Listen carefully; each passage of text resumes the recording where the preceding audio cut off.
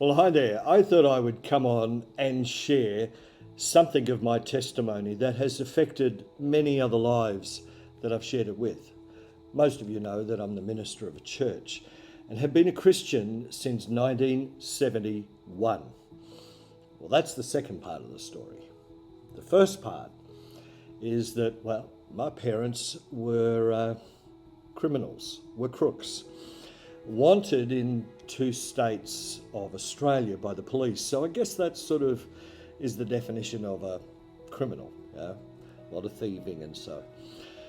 Well, we were living in a city called Sydney and crossing a very busy road called Parramatta Road. It was night time. And as we began to cross the road, my mother noticed a car coming and pushed me out of the road. Saved my life, really. The car struck her, and that would be the beginning of God's plan in our lives. Quite an incredible story from this moment forward. Well, she survived the car accident only just, being run over by a car. I visited her in hospital as a little fella. My sister would take me in to see her. And when I was home with my father, I saw some activity going on, and you can imagine what that was. Well, I was quite innocent when I told my mother. I had no idea I was causing trouble. But I went to visit Mum. She asked me how things were at home, and I told her, wow, with a broken pelvis, she discharged herself from hospital. We then left the house, got home, we started to pack things. Mum just said, let's pack quickly. And the last memory I have of my father is him running behind the cab, the taxi, yelling out, Joycey, Joycey, come back, come back. And anyway, we went for a little period of time to a place called Botany. Went to Botany School, actually, and I remember the man landing, Neil Armstrong landing on the moon. So you know what year that was. Having said that, it wasn't very long before we moved to a place called the Gold Coast here in Australia. And, my mother had an alcoholic problem. It was pretty bad. I'm cutting a little bit of this story short because I want to get to the highlights, the sovereign move of God. She had an alcoholic problem. The fellow who was mowing our lawn just so happened to be a Christian. And we were living just near. In fact, at first we were living in a caravan park that was right beside the Church of Christ Church.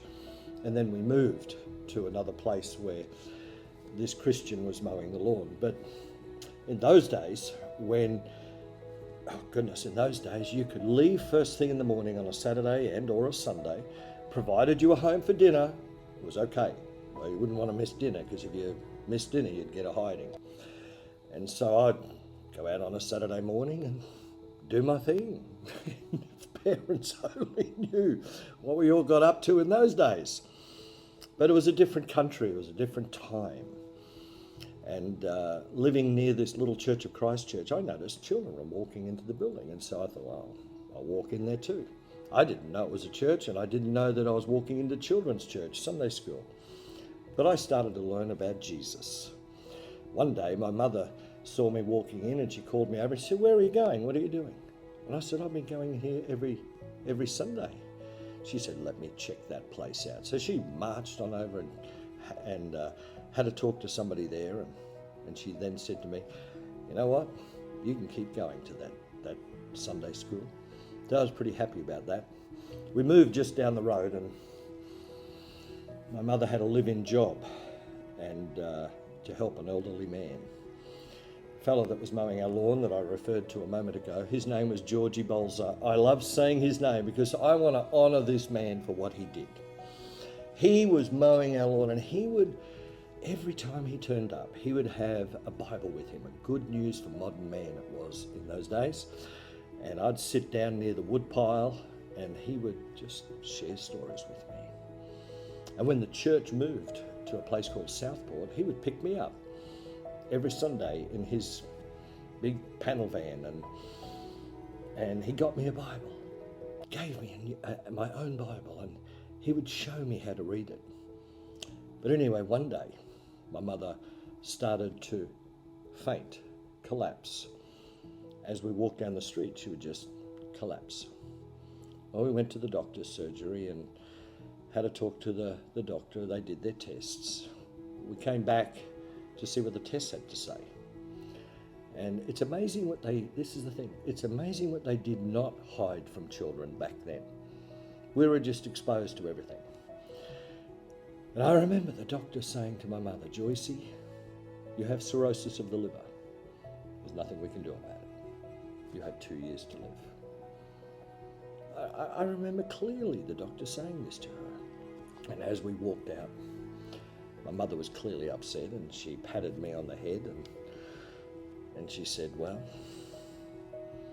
I'm going to live for you, haven't I? I was a nervous little fella. Since the car accident and seeing my mother run over, it affected me a lot, and I used to pull my hair out, and subsequently at school they called me Baldy and all that sort of thing. I'll refer back to that in a moment. We got home, and my mother remembered that if ever you're in trouble, Joycey, call out to Jesus. Well, she did. That night, I remember her getting on her knees, and she called out to Jesus. Now, there were a few other words in the middle of that prayer that I wouldn't say, but, some expletives that you wouldn't want to say to your friend, let alone God. And she was rough, to say the least. But she loved me, and I loved her. Well, she called out to Jesus, went to bed, got up the next morning. I was in a single bed just near her big double bed. Got up in the morning, and she reached over for her bottle of alcohol to throw it down. And I remember looking at this every morning, and I didn't like it. And she put it down her throat. But on this occasion, she threw up everywhere. And I yelled and I said, Mum, are you okay? And she said, I don't know. And she put it down her throat again. She said, I don't know. I can't drink. I ran outside, and Georgie Bowles was there. We used to call people Uncle and Auntie back in those days. And I ran out and I said, Uncle George, Mum can't drink. And he just said, hallelujah. And he came running inside. He said, Joycey, God has healed you. God is stopping you from drinking. And she said, I wish he'd stop stopping me because I'm trying to enjoy this. And Uncle George said, oh no, Joycey, God's going to heal you. He said, can I get my pastor to come over and visit you? She said, no. Pastors are only after one of two things, and he can't get either of them. That's what I mean. Well, the pastor did come and visit, and that was Pastor Ted Watson, another man, well, in fact, the man that would influence me more than any other man in this world ever has. Well, he invited us to a church service. It was a youth service, actually, and we turned up. I remember the church was packed full of people. We sat right up near the front. That was my mother. She wasn't going to sit up the back. She was going to sit right up the front. She was used to churches or ministers only for one reason. She used to, as she said, con them out of food vouchers. And I remember her doing it, Goodness me. But on this occasion, as we sat in the church, my mother felt the touch of God. So did I. And she put a hand on my leg and she said, do you want to go forward? I said, yeah, I do. And we walked forward and we gave our lives to Jesus. 1971. That moment, from that day forward, nothing would be the same. I kept saying my mother lived another 25, 27 years, but I checked the dates. She actually lived another 34 years after that. She was given 2 years. God touched her. She lived another 34. How beautiful is that? She loved me. She wasn't perfect, no. But it was her imperfections that also touched me an enormous amount. She was loved by so many people in the church, and those who remember her just remember her as being very funny and lovely. We got to actually live with the pastor and his wife for a little while, and that was very, very special. That pastor, Ted Watson, is now home with the Lord. My mother is home with the Lord. But these testimonies where God steps in, I'll tell you something. When something goes wrong, very often it's actually going right. If what happened on that highway in Parramatta Road hadn't have happened, I don't know how we would have ended up on the Gold Coast. I don't know how we would have ended up with my mother having that live-in job. I don't know how we would have ended up living right beside a church. I don't know. But I know that God is sovereign,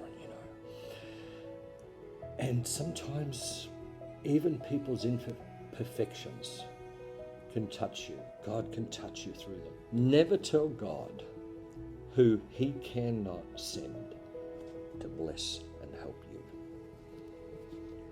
So that's a little bit of my story. Oh, and by the way, it wasn't very long after we gave our life to Jesus that I stopped pulling out my hair. God gave me a good head of hair for all those years. I'm pretty happy about that. So I pray God will just remind you through this brief testimony of his sovereignty, of his kindness, of his goodness. And may God bless you and your family.